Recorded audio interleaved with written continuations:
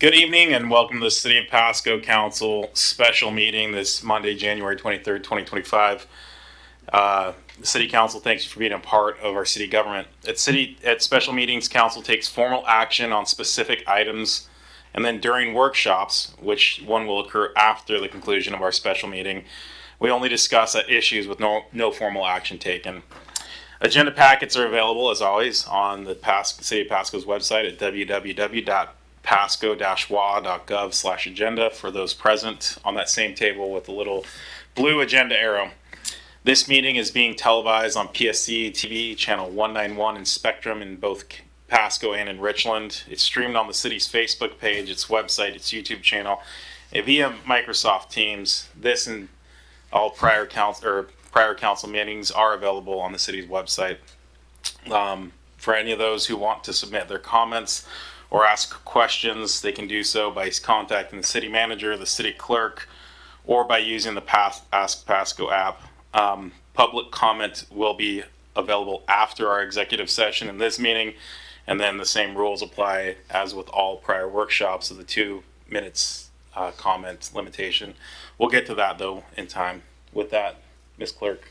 Councilmember Barajas, I believe. I believe she's absent and excused. Thank you. Blaisdell. Present. Grimm. Here.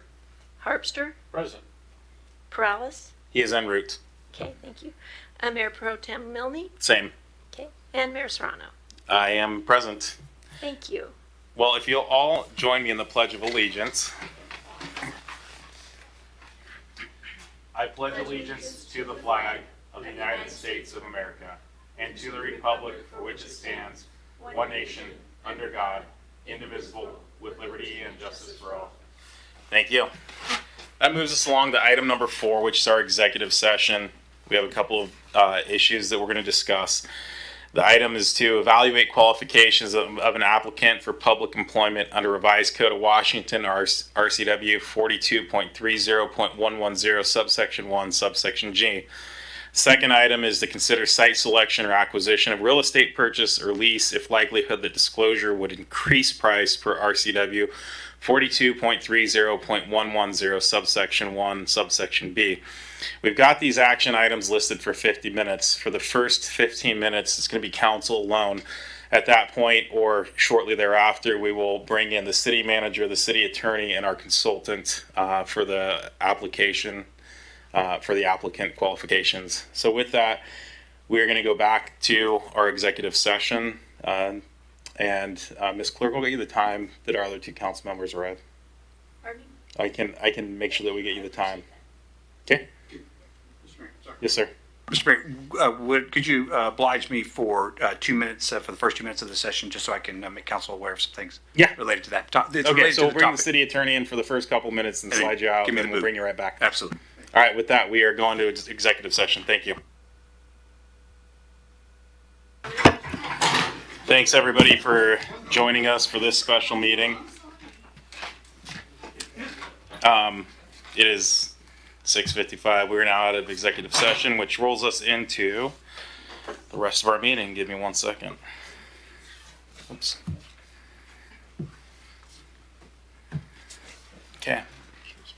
So this opens us to our public comments, limited to 3 minutes each. Does anyone have any public comments at this point? Going once? Going twice? We don't have anyone signed up to speak online, do we? Going a third time? All right, with that, we have no public comments. That moves us on to item 6, which is our unfinished business. We have 2 items. We have item A and item B. Item A is ordinance number 4777, budget amendment for upsize water program, or for upsize program water and irrigation. Director Sarah. Good evening, Mayor. And real quick, sorry, I'm going to recuse myself from this item. Thank you. Go ahead, Director Sarah. good evening, Mayor and council members. This is an item that was discussed in prior 2 meetings, most recently last Monday. And it pertains to an ordinance amending the water and irrigation budgets to allow for a supplement to the irrigation upsize program allocation and the inclusion of an allocation in the water budget for the same type of program. As a reminder, the program works as development occurs. We want to ensure that underground infrastructure is built to the right size to serve the long-term needs of our system, and this contribution from this allocation would support that activity, preventing the need for upsizing later on and disturbances when that occurs. I'm happy to answer questions. I'm being brief, just understanding that it will be a long night. Thank you. Thank you, Director. Do we have any questions or comments from council? Mr. Ross. I'll keep it brief. I appreciate the information I was given over the weekend. I would say just for future reference, if we're going to be doing upsizing agreements like this, either out of budget or in budget cycle, just to have more information, have the information. We need to have the information so we can think about it, make the best decisions. And so that's all I'm going to say. I would like to see it maybe codified in some way, shape, or form, but those are just my 2 cents. Thank you, Mr. Prowse. Seeing no further lights, Mr. Milne. Thank you, Mayor. I move to adopt ordinance number 4777, amending the 2025-2026 biennial operating budget by providing supplement thereto to provide additional appropriation in the city's water and irrigation funds and declaring that an emergency exists and further authorize publication by summary only. Second. Got a motion and a second. Any further discussion? Seeing none, all in favor say aye. Aye. Any opposed say nay. Hearing none, it passed unanimously. Go ahead and grab Mr. Harpster.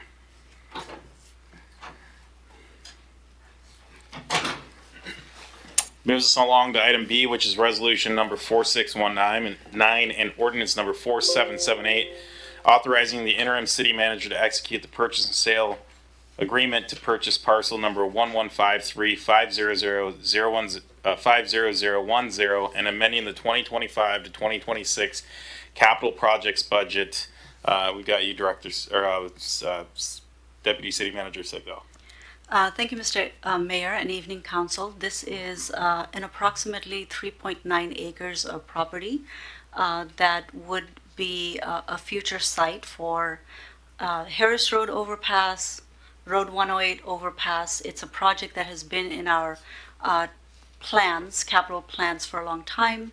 A project that is supported by many traffic studies, essentially to connect the commercial area, the 2B commercial area with existing residential area, similar to Road 76 overpass. Overpasses are critical for our city given that we're bisected by a freeway and ensuring that there's not critical choke points in our interchanges, which are a lot more expensive and require a lot of coordination with WashDOT to build to begin with. We are extremely preliminary in the design of the overpass. The Road 76 overpass that we are working on for design that we recently received grant for, we're looking at about $2.5 million. So just to design an overpass costs significant amount of money. This project is listed in our transportation impact fee project list, so that's something that had recently passed. And there's a very small sliver given that this is an out-year project. And we are recommending at this time from staff's perspective that we buy the piece of property with this future overpass in mind, and given that we do not have a complete design and all of the contours of what that project will need and require in the future, as there's some interest there to develop this piece of land. As we've had discussions, if council desires to purchase a smaller piece of land, I would recommend that you vote down the motion that is currently there, and staff can restart the process in a different manner. Thank you, Director. Do we have any questions or comments from council? Mr. Harpster. I think it would be very wise of us to vote this down to do exactly what Ms. Sigdahl just mentioned, look at acquiring a smaller piece.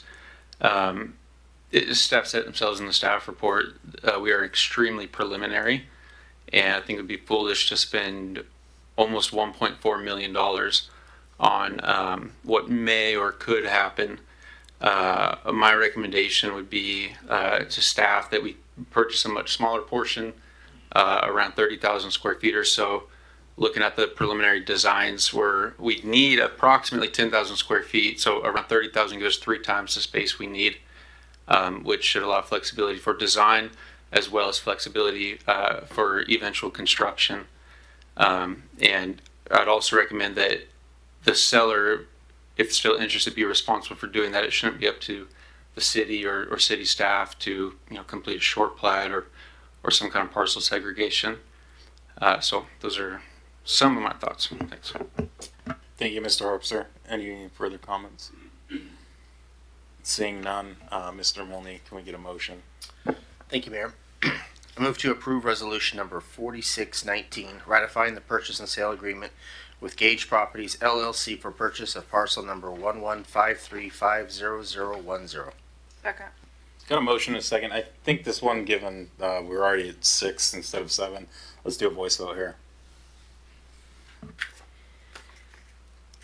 Councilmember Blaisdell. No. Councilmember Grimm. No. Councilmember Harpster. No. Councilmember Perales. No. Mayor Pro Tem Milne. Yes. And Mayor Serrano. And I'll go with yes, but it fails 4 to 2. However Yes, you that want is to count correct. that. Thank you. All right. With that, does staff need further, Mr. Zabel? I was going to suggest, council, and I know there's an idea about how much we should negotiate with. I'm wondering if council be open to staff working with, doing a little bit of consulting engineering work to kind of take a look at what we might need out there and then come back to you with a more defined portion of that parcel, whether that's 30,000 square feet or 1 acre or whatever it might be. And make sure we have enough for the future, because we're trying to hit a target we don't know where it quite is yet on this one. Yeah, I would, just speaking from my perspective, I would be very much in favor of that. Because to your point, Mr. Zabel, it could be 30,000 or more or less. And once we had some preliminary engineering done, I'd feel much more comfortable spending this amount of money on this kind of purchase. Because again, we're paying apartment dirt level rates, and we don't have an intention of building apartments there. And so, well, like my comments last week, I still understand we need that property, and I, again, appreciate the forward thinking, but if we did some preliminary engineering, then I could much more easily stomach apartment dirt pricing for that project. Thanks. Thank you. So what I'm going to do, since we're a little bit over, is anyone oppose that approach? Okay. So hopefully that's enough head nods. Mr. Ferguson, I see you trying to zoom your light in here. Yeah, so this is a little bit of a new one or odd one. So essentially what's happened is the resolution that the emergency in the ordinance that was based on failed. And so it sounds like you're giving further direction to staff to proceed. So my recommendation on the next item would be for someone to make a motion to strike from the agenda so that you don't have to take action on the next item. That would be my recommendation, or you could actually bring it up and discuss it and then decide to vote or not vote. But I would caution you that a lot of the basis for the ordinance emergency was the resolution. Okay. You catch that? Yeah, you want me I think if you can strike that, that'd be easiest, unless someone wants to discuss this. I think striking is the best bet. Okay, I move to strike the ordinance number 4778, amending the 2025-2026 biennial capital project budget. Do you want to read the whole thing? Second. Got a motion and a second. Any further discussion? Seeing none, all in favor say aye. Aye. Any opposed say nay. That passes unanimously. Thank you. I'll sleep much better today. All right. Hey, that's what we're here for. We'll get you a pillow next time. With that moves us along to item number 7, which is adjournment. We are adjourned.